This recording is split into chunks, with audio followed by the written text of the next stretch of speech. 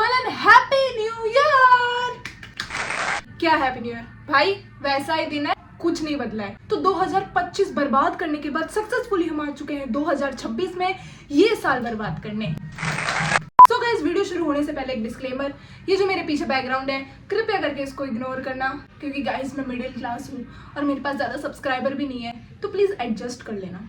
तो आज अपन आ चुके हैं पूरे सूट बूट में। आज तो डिसाइड कर लिया नया साल है ना, सूट बूट में वीडियो बनाएंगे। पर गाइस एक्चुअली ये जैकेट मुझे छोटी पड़ रही है, मेरी बुआ जी लेके आई थी ज़ूडियो से, मैंने टैग भी नहीं निकाला है अभी तक, तो इसको मुझे एक्सचेंज करवाना है। ये क्या किया बुआ जी? वैसे भी मैं इसको रिमूव करने वाली हूँ क्योंकि हाँ, इधर गुजरात में गर्मी है भाई। ये न्यू ईयर वाली फील लेने के चक्कर में मैंने अपने हाथों में नेल पेंट तो लगा ली, एक ही हाथ पे लगाई है, पर ये देखो इधर भाई, ये दिख रहा है तुमको? एक्चुअली गाइस मैं इन सब में प्रो नहीं हूँ ना।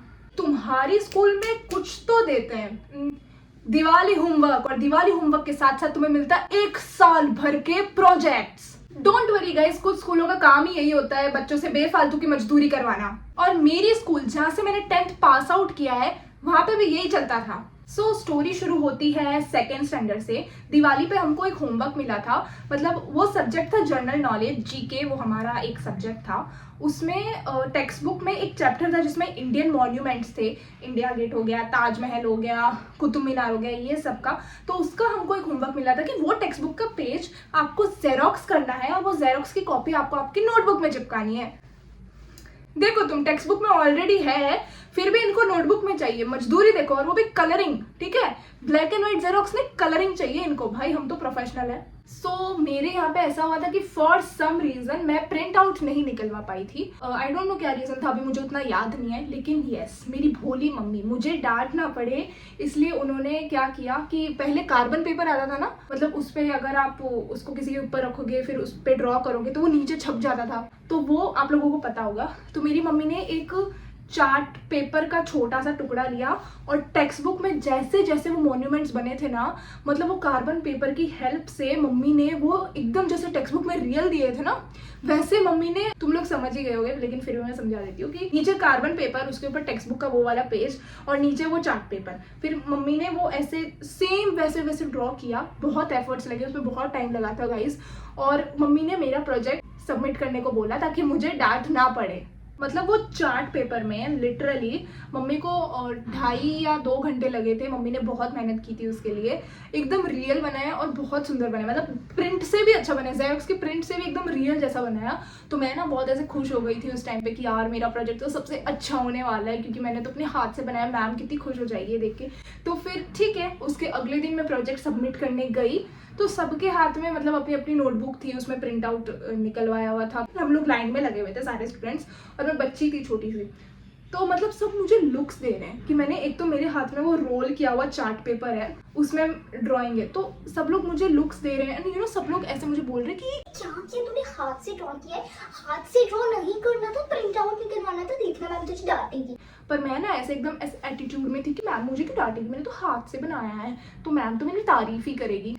एक्चुअली मुझे ऐसी फील आती थी। मेरा नंबर आया, मैंने जैसे ही वो चार्ट पेपर मैम को हैंड ओवर किया, तो गेस व्हाट, क्या हुआ?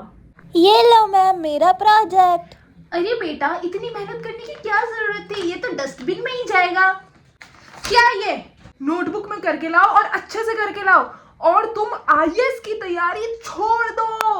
यस गाइस, यस, मैम ने मुझे पूरी क्लास के सामने सुना दिया। कि उसके बाद क्या हुआ कि मुझे थोड़ा गिल्ट फील होने लगा, क्योंकि सब लोग ऑब्वियसली प्रिंट आउट निकलवा के आए थे। मेरी बस गलती ये थी कि मैंने एक तो ड्राइंग की, ऊपर से मैंने चार्ट पेपर में की, तो उसका मुझे सुनाया। एंड उस टाइम पे मुझे गिल्ट फील हुआ, उसने ऐसा सुनाया, क्योंकि मैं तो ऐसी थी कि यार मेरी तो गलती है, मैम ने तो ये बोला था, मैंने तो ये किया है, ये वाला सीन था। और उस टाइम पे मेरे पास वो एटीट्यूड नहीं था कि तेरे को नहीं चाहिए ना प्रोजेक्ट, नहीं चाहिए ना तो मत ले, हमें फर्क नहीं पड़ता कुछ, इस टाइप की मैं थी नहीं। और घर पे जाके जब मैंने मम्मी को बताया, मम्मी ने बोले जाने देना भाई, क्या फर्क पड़ता है। पर उस टाइम पे मुझे एक्चुअली बुरा लगा था, काफी बुरा लगा। ओके कोई नहीं, तो चलो चलते हैं 3rd क्लास की तरफ। तो यस गाइस, 3rd क्लास में मेरा प्रोजेक्ट सबसे बेस्ट था। हमको एक्चुअली ग्रामर का, टेंसेस का कुछ हमको प्रोजेक्ट मिला था, और हम लोगों को मतलब वो वही चार्ट पेपर में बनाना था, अच्छे से उसको डेकोरेट करना था। और मेरा प्रोजेक्ट सबसे बेस्ट था क्योंकि मैं टॉपर थी उस क्लास की, 3rd क्लास की टॉपर। कोई बात नहीं, हम लोग 24 बच्चे थे उसमें। मेरा प्रोजेक्ट ही सबसे बेस्ट था क्योंकि मैंने ना एकदम ऐसे कलरफुल पेन से मैंने बहुत सारे स्टिकर्स उस पर लगाए थे, प्रिंसेस वाले स्टिकर्स लगाए थे, मतलब बहुत अच्छे से मैंने उसको डेकोरेट किया था एंड ऑल। और मतलब सबसे अच्छा मेरा ही था प्रोजेक्ट कुल मिला के। एंड मैम ने मेरी तारीफ भी की और मुझे उसे बहुत अच्छा लगा। मुझे उस टाइम पे फील आ गया, पता है, एकदम ऐसे गुंडे वाला कि भाई ये करके बताओ, तुम करके बताओ ना। तो ये सब प्रोजेक्ट मैंने हैंड ओवर किया, उनको अच्छा लगा। पर गेस व्हाट, तो उसके बाद सारे प्रोजेक्ट्स गए स्टाफ रूम में और 2-3 दिन बाद शायद मुझे डस्टर लेने के लिए भेजा हो या पता नहीं चौक वगैरह लेने भेजा हो। कबर्ड्स के ऊपर प्रोजेक्ट रखा हुआ था, ठीक है, और उसमें मेरा प्रोजेक्ट ना दिख रहा था क्योंकि वो कलरफुल था एंड सबसे अच्छा प्रोजेक्ट था, तो मुझे दिख रहा था। उस प्रोजेक्ट को नोटिस किया ना, कसम से वो अंदर की जो प्रिंसेस के सारे स्टिकर्स है ना, उसमें से 2-3 स्टिकर तो गायब। मेरा प्रोजेक्ट ऐसे मिट्टी से भरा हुआ है और बिल्कुल नहीं दिख रहा मेरा प्रोजेक्ट। मतलब देखो तुम, इतने एफर्ट्स करने के बाद हमारा प्रोजेक्ट हमको ऐसा देखने को मिलता है तो कितना बुरा लगता होगा। और भाई मैं तो छोटी बच्ची थी उस टाइम पे। ओके, सो टाइम ऐसे निकल जाता है, लॉकडाउन आ जाता है। लॉकडाउन में वही ऑनलाइन क्लासेस में 7th और 8th स्टैंडर्ड में आ गई थी उस टाइम पे। तो हमको एक साइंस का प्रोजेक्ट दिया था दिवाली वेकेशन में। हमारे पास आई थिंक 1 या 2 वीक्स थे, हमको वो प्रोजेक्ट सबमिट करवाना था उसमें, ठीक है। तो हमारा प्लान था गांव जाने का। फॉर सम रीजन हमको दिवाली में गांव जाना था, कुछ तो रीजन हो गया, मुझे याद ही नहीं है। देखो मेरी मेमोरी देखो, मुझे ये सब कुछ याद है लेकिन गांव क्योंकि वो मेरे को याद नहीं है, ठीक है। तो मैं चार्ट पेपर लेके आई दुकान से, मार्कर वगैरह लेके आई, पेन वगैरह लेके आई। डस्टबिन दिख रहा है गाइस एकदम, बिल्कुल नोटिस मत करना, ठीक है प्लीज। बहुत मुश्किल से एक तो मैंने सेटअप किया है ना, ठीक है। तो मैं ये सारा सामान लेके आई और मैं मतलब फिर बनाने बैठ गई वो प्रोजेक्ट। पर हमको गांव के लिए निकलना था जैसे मैंने बोला। तो मतलब मैं प्रोजेक्ट बना रही हूँ, ठीक है, मैं स्कूल को इतना इंपॉर्टेंस दे रही हूँ और उसी दिन हमको गांव के लिए निकलना था। आई थिंक उसमें आधे घंटे बाद या 20 मिनट बाद हमको गांव के लिए निकलना था। एंड मेरे पापा आए, ठीक है, मेरे पापा आए। पापा ने मुझे डांटा कि भाई तू क्या कर रही है, तू गाँव के लिए निकल रही है तो प्रोजेक्ट करिए। मैंने बोला पापा ये बहुत इम्पोर्टेंट है, स्कूल के लिए है। तो उन्होंने बोला कि ठीक है तो जल्दी कर, फिर रेडी हो, फिर निकलते हैं, ठीक है। तो मैंने प्रोजेक्ट बना के सेफ साइड मैंने अपनी किसी ड्रॉअर में रख दिया, प्रोजेक्ट वगैरह रेडी कर दिया, ठीक है। तो चलो 2 हफ्ते बाद अब चलते हैं। 2 हफ्ते बाद दिवाली होमवर्क हमको सबमिट करना था, मतलब वही। और नोटबुक में भी कुछ होमवर्क लिखने को दिया था, पता नहीं क्या है यार, इतना मतलब सच्ची में मेरा माथा दुख गया था उस टाइम पे। नोटबुक में भी लिखो और चार्ट पेपर पे प्रोजेक्ट भी बनाओ अपना अलग ही। फिर मैं गई प्रोजेक्ट सबमिट करने एंड गेस व्हाट, देखो क्या हुआ। मैम मैंने नोटबुक सबमिट कर दी, अब मैं ये प्रोजेक्ट कहाँ रखूँ? प्रोजेक्ट? सर प्रोजेक्ट दिया था क्या इनको? क्या पता, एक काम करो, एक बार टेबल के नीचे रख दो, हाँ फिर बाद में देख लेंगे। ये बहन जी को होश ही नहीं है कि हमने बच्चों को चार्ट पेपर पे कुछ प्रोजेक्ट दिया है। देखो भाई, ये देखो, ये तो बुद्धि है इन लोगों की। मतलब मेरे सारे एफर्ट्स तेल लेने गए गाइस, एकदम तेल लेने गए। कोई बात नहीं, मैंने फिर अपना ये जो प्रोजेक्ट था वो अपना पीला सा चार्ट पेपर मैंने अपने डेस्क के नीचे रख दिया। मतलब वहाँ पे कुछ बेंचेस वगैरह टेबल वगैरह थी, उसके मैंने नीचे रख दिया।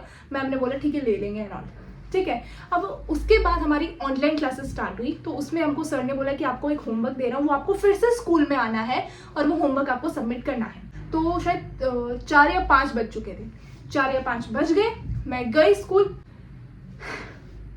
अब देखो, गेस करो, मुझे 1 किलोमीटर से मुझे वो मेरा पीला सा चार्ट पेपर टेबल के नीचे रखा हुआ दिख गया।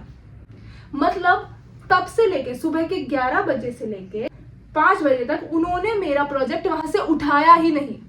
मेरा चार्ट पेपर उधर ही पड़ा हुआ है। नहीं, ऐसे तो तुमको स्टूडेंट्स पे बहुत ध्यान रहता है कि कोई यूनिफॉर्म पहन के आया है कि नहीं आया है, कोई चीटिंग तो कर रहा है कि नहीं कर रहा। नहीं, मतलब बच्चे ने इतनी मेहनत करके तुम लोगों को इम्पोर्टेंट समझ के एक प्रोजेक्ट बनाया है, तुम्हारा ध्यान कहाँ है? समझ लो उस टाइम पे कितना गुस्सा आया होगा। मतलब दुनिया तो अभी 2026 में खत्म होने वाली थी, मेरा बस चलता तो उसी दिन दुनिया खत्म हो जाती। कह रही हूँ मैं, उस टाइम मुझे बहुत गुस्सा आया था भाई। मतलब उस टाइम में मेरे में थोड़ा एटीट्यूड भी आ गया था, थोड़ा बहुत मैं थोड़ी ऐसे मैच्योर टाइप होने लग गई थी। मुझे इतना गुस्सा आया, क्या बताऊँ, मुझे इतना गुस्सा आया। यही है सारे स्कूल प्रोजेक्ट की सारी पूरी दास्तां। और मेरे को मतलब ऐसे स्कूल के ऊपर कोई टॉपिक मिल जाए ना भाई, मैं अपनी आराम से भड़ास निकाल सकती हूँ और 10-15 स्टोरी टाइम तो यूं ही डाल सकती हूँ। तो गाइस, अगर स्कूल में भी ऐसा है, तुम्हारा प्रोजेक्ट का सिस्टम है, तो सीरियसली मत लो। बनाना है तो बनाओ, वरना मत बनाओ, मैटर नहीं करता है कुछ भी। और अगर तुम्हारे लिए इंपॉर्टेंट है तो एफर्ट्स मत डालो, ऐसे जैसे तैसे बना के डाल दो, जितने इंटरनल मिलेंगे उतने मिलेंगे। तो ये जो मेरा वीडियो है वो एक मैसेज है स्कूल वालों के लिए कि अगर बच्चा प्रोजेक्ट बना रहा है ना तो उसका ख्याल रखा करो और उसके एफर्ट्स के हिसाब से मार्क्स मत दिया करो, ठीक है। उसने मेहनत की है, तो उसको है ना पूरे नंबर दिया करो। ओके, तो यही था मेरा आज का पूरा story time and I hope तुमको ये स्टोरी टाइम थोड़ा रिलेटेबल लगा होगा। न्यू ईयर पे मैंने वीडियो डाला है तो आई होप मैं आगे भी ऐसे लॉन्ग कंटेंट बनाती रहूँ। एक्चुअली गाइस मेरे पास कंटेंट नहीं होता है ना, कंटेंट की कमी होती है, बाकी तो कोई नहीं। चलो गाइस, हम लोग मिलते हैं जल्द ही अपने नेक्स्ट वीडियो में, तब तक के लिए हैप्पी न्यू ईयर और खत्म।